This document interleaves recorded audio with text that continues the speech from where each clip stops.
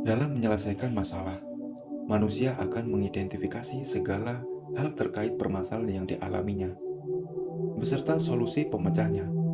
Ini sudah merupakan bagian dari proses alamiah manusia dan tidak dapat dipungkiri kembali, baik disengaja ataupun tidak.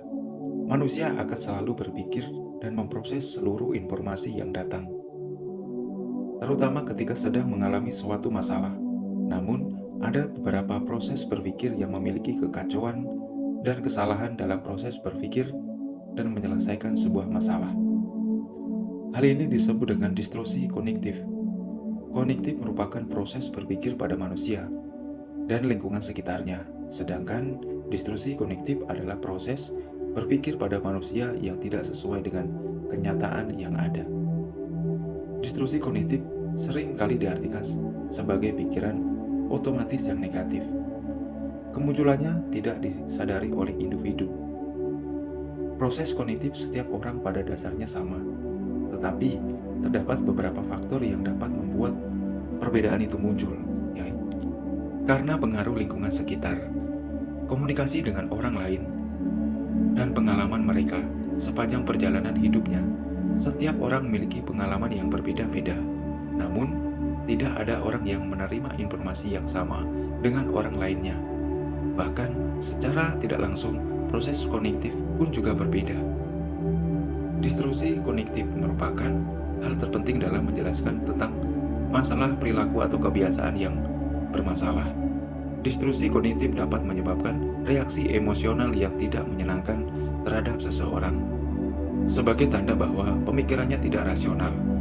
Salah satu bentuk distorsi kognitif adalah pikiran yang berlebihan. Definisi berpikir berlebihan secara teoritis tidaklah pasti, namun pikiran berlebihan dapat diartikan sebagai keadaan seseorang yang terlalu banyak berpikir akan suatu hal yang belum terjadi. Pikiran berlebihan jika dialami secara terus-menerus akan berdampak buruk bagi tubuh Anda.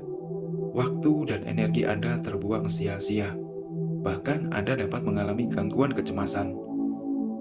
Pikiran berlebihan hanya akan membatasi aktivitas. Perasaan khawatir, takut, dan cemas tentang suatu hal yang belum terjadi cenderung menguasai diri Anda. Selain itu, Anda juga akan merasa khawatir tentang tanggapan orang lain dengan apa yang telah akan Anda lakukan, larut-larut di dalam perasaan negatif. Karena hanya berfokus pada apa yang belum tampak atau belum terjadi, bukan pada penyebab dari perilaku yang tampak. Ketika menjumpai seseorang, Anda sudah berusaha untuk menyapa dan memberikan senyuman.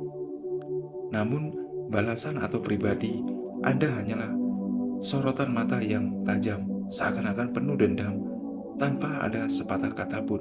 Bahkan dia memalingkan wajah atau tidak merespon Anda, padahal dia melihat Anda dengan jelas. Sebagai manusia normal, mungkin Anda merasa jengkel diperlakukan oleh orang lain, apalagi sorotan matanya seperti tidak menyukai Anda. Dalam hal itu, Anda hanya berfokus pada apa yang nampak. Anda tidak mencoba untuk melihat apa yang menjadi penyebab dia tidak membalas sapaan. Alhasil, Anda merasa jengkel dan memilih untuk tidak menyapa lagi. Pikiran berlebihan harus dipahami pada aspek-aspek penyebab, bukan pada hal yang nampak. Misalnya, mungkin orang itu tuli, atau mungkin orang itu sedang bermasalah dan banyak pikiran, sehingga dia menjadi asik dengan pikirannya.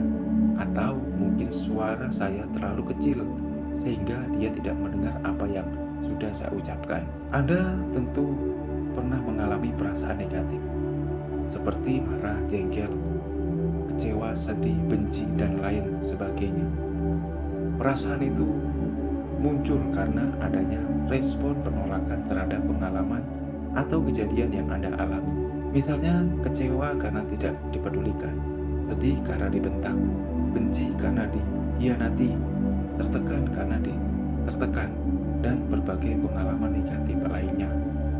Perasaan negatif muncul karena Anda tidak menerima pengalaman yang nyaman. Anda menolak dengan tegas pengalaman itu, dan jika diberi kesempatan untuk memutar waktu kembali, mungkin Anda memilih untuk tidak melakukan sesuatu yang cenderung mengarah pada Anda pengalaman tersebut. Kadang-kadang pengalaman yang menyakitkan akan membuat Anda menjadi berpikir negatif dan mengutuk orang lain yang menyepelekan Anda sebagai penyebab atas perasaan negatif itu muncul dalam diri Anda. Yang Anda alami, Anda berkata, "Gara-gara dia, saya menjadi seperti ini. Seharusnya saya tidak bertemu dengannya, atau seharusnya saya menghindari saja." Dan berbagai ungkapan lainnya yang seolah-olah menjadi pertanyaan, pembenaran, dan penyesalan. Dari berbagai pengalaman yang muncul perasaan negatif, ternyata perasaan negatif tersebut bisa direndahkan intensitasnya atau bahkan kehilangan dengan pikiran berlebihan. Namun, dalam banyak kasus lainnya, Anda bisa menerapkan pikiran berlebihan. Menciptakanlah pikiran-pikiran yang fokus pada penyebab, bukan pada apa yang tidak nampak atau belum terjadi. Misalnya ketika Anda menjumpai seorang teman, lalu dia bercerita bahwa selama kehadirannya di tempat kerja, dia bahkan belum memandangnya kontrak kerja. Jika hal ini tersebut dibiarkan, ujung-ujungnya bisa menjadi terjadinya hal yang tidak terduga. Pemutusan kerja secara sepihak pun mungkin akan dilakukan, walaupun sudah dijanjikan bahwa kontrak itu pasti akan dilakukan. Hal ini sudah menjadi pertaruhan antara ekonomi dan harga diri. Jelas tidak bisa digadaikan. Hanya bisa diselesaikan dengan kepastian, yakni dengan mendatangani kontrak kerja tersebut. Yang terpenting di sini adalah fokuslah pada apa yang menjadi penyebab. Walaupun terkadang terdengar tidak realistis, namun hal ini sungguh akan meredakan perasaan negatif tersebut. Jika realita tidak sesuai dengan apa yang kita pikirkan, maka Anda perlu melakukan penerimaan dan atas kejadian yang menimpa Anda. Bisa saja perilaku orang yang membuat Anda jengkel, marah, sedih, kecewa, dan sebagainya itu disebabkan perilaku Anda terhadap mereka yang tidak Anda sadari dan bahkan sudah melukai hati orang lain. Kadang-kadang seseorang cenderung berubah perilakunya bukan karena dia benar-benar ingin berubah, tetapi karena perilaku Anda yang membuat mereka menjauhi Anda. Itu bisa terjadi dalam dunia kerja, lingkungan sosial kita. Jadi, bentuklah pikiran-pikiran yang baik, pikiran-pikiran positif, agar di sekitar kita, lingkungan kita merasakan nyaman kita di antara mereka. Terima kasih.